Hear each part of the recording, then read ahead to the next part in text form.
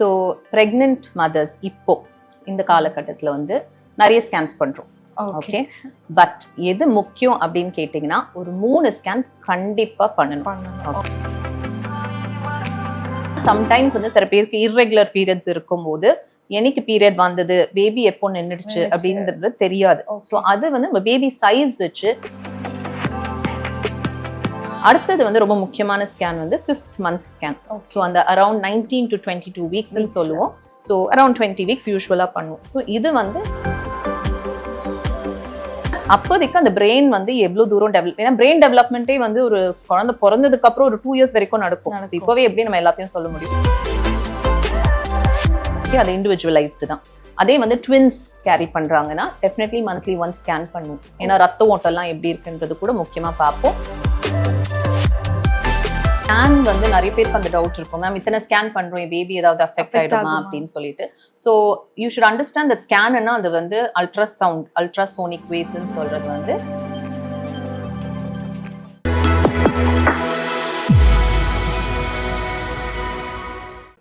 FT Health viewers எல்லாருக்கும் ஒரு hi hello வணக்கம். எல்லாரும் நல்லா இருப்பீங்கன்னு சொல்லி நினைக்கிறோம். நாங்களும் ரொம்பவே நல்லா இருக்கும். பிரெக்னன்சி டைம்ல வந்துட்டு எத்தனை ஸ்கேன் பண்ணணும், இல்ல வந்துட்டு எத்தனை மாசத்துக்கு ஒரு தடவை ஸ்கேன் பண்ணணும் அப்படின்ற டவுட் வந்துட்டு எல்லாருக்குமே வந்துட்டு இருக்கும்.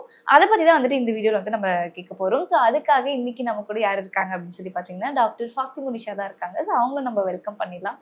Hi ma'am. ஹாய், எப்படி இருக்கீங்க? நல்லா இருக்கேன் மேம். பிரெக்னன்சி ஸ்டார்ட் ஆனதுல இருந்தே வந்துட்டு இந்த ஸ்கேனிங் 3 monthsல பண்ணணுமா 5 monthsல பண்ணணுமா அப்படின்ற ஒரு டவுட் வந்துட்டு எல்லாருக்குமே இருக்கும்.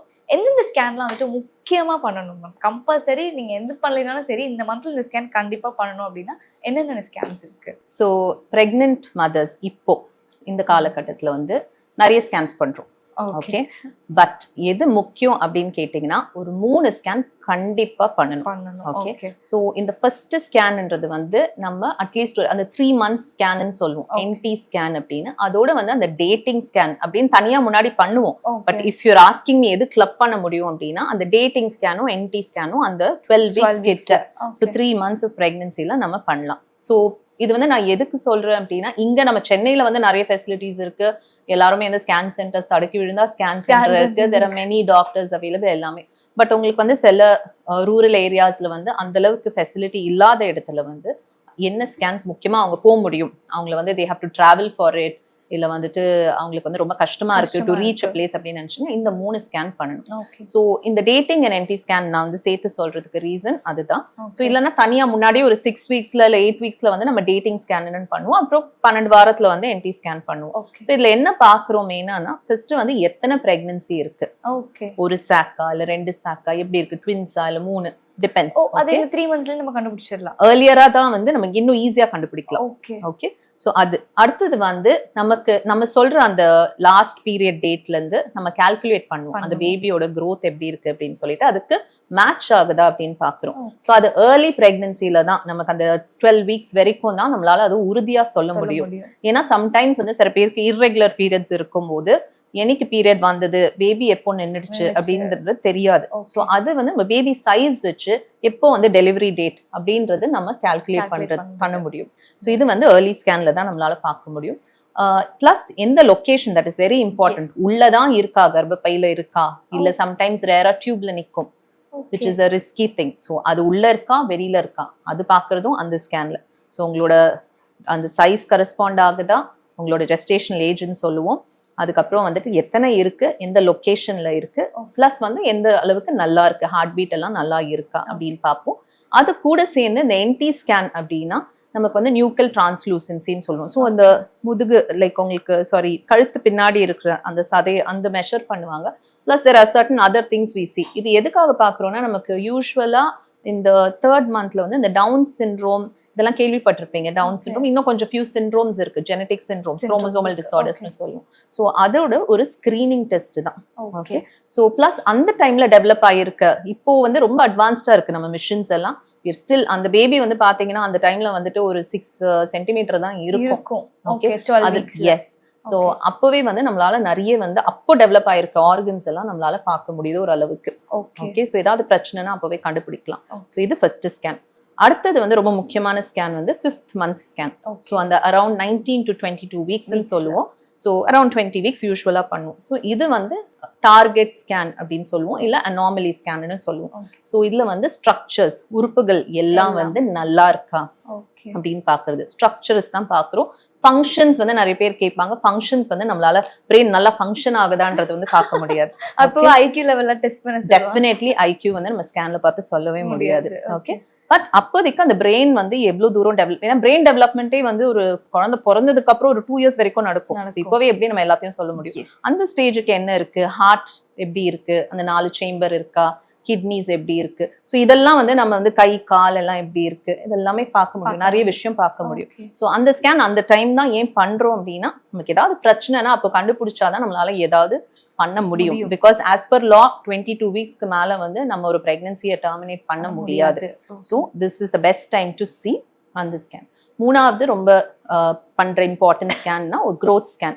இப்போ இது வந்து 1 டைம் நம்ம பண்ணலாம்.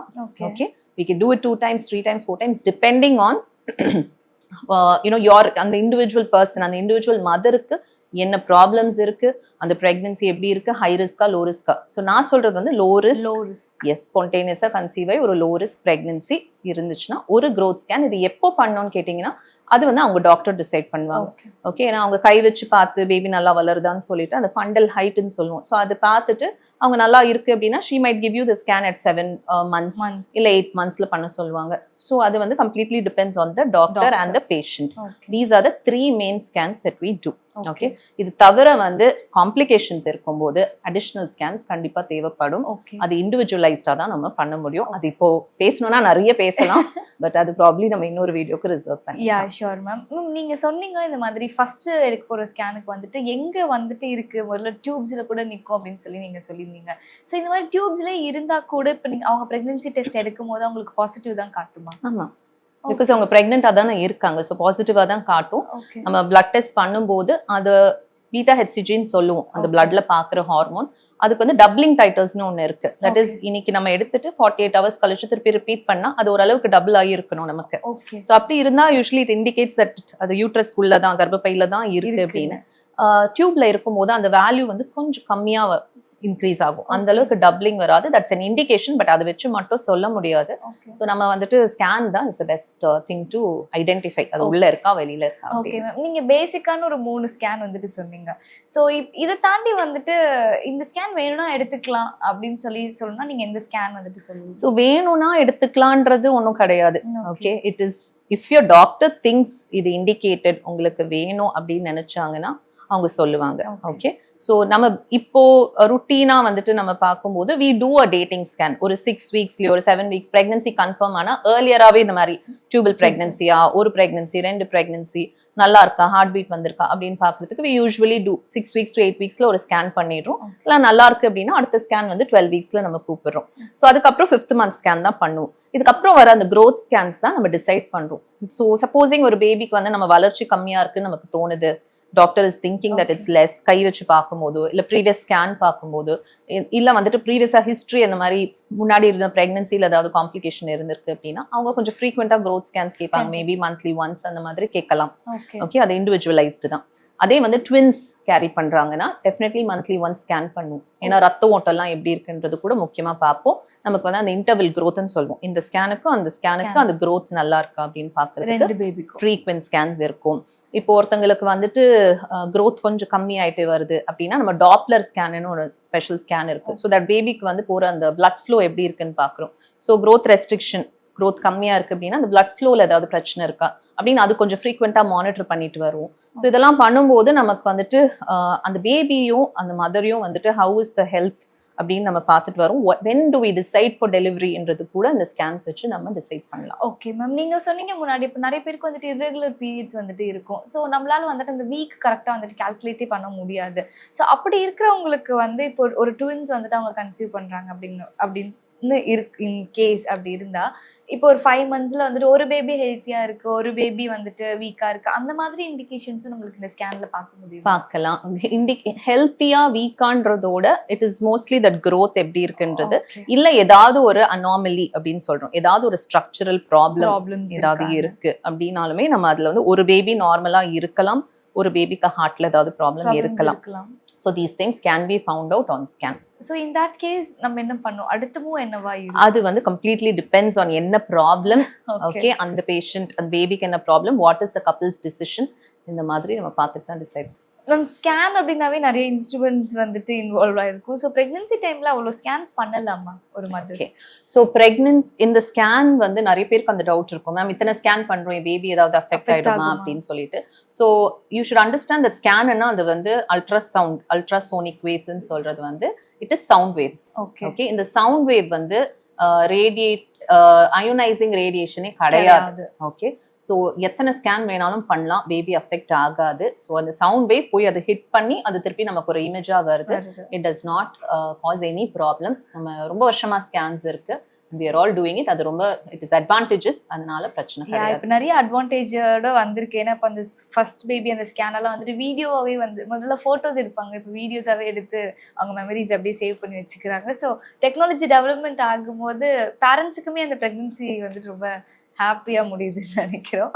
So thank you so much ma'am. ஸ்கேனை பற்றி நிறைய விஷயம் வந்துட்டு சொன்னீங்க, ரொம்ப முக்கியமாக எதை எடுக்கணும் அப்படிங்கிறதையும் வந்துட்டு சொல்லிங்க. Thank you so much. தேங்க்யூ.